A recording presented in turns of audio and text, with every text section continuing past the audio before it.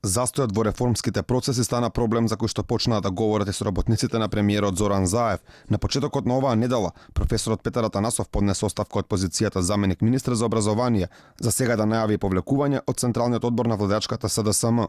Тој како причина за заменувањето од Министерството и партијата ги наведува недоволната реализација на реформите од страна на владата, поради што патиштата им се разидувале. Атанасов упати директна порака до премиерот Зоран Заев, велејќи дека тој најверојатно најдобро знае зошто реформите кои се најавуваат не се остваруваат.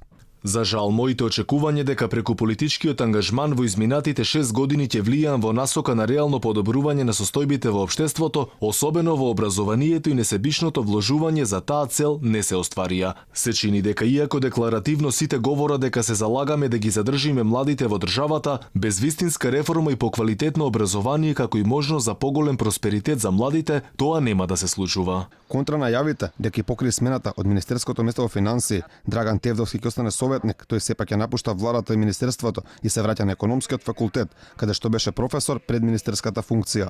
Благодарност до вработените во Министерството за финанси за што безпоштедно работеа да ги спроведеме реформите. Најголема награда за мене за овие 2 години доаѓа деновиве кога насекаде граѓани ме застануваат и ми велат браво и главата горе. Тоа за мене е најдобриот начин да се излезе од едно министерство и затоа со главата горе и целосно посветен се враќам на економскиот факултет.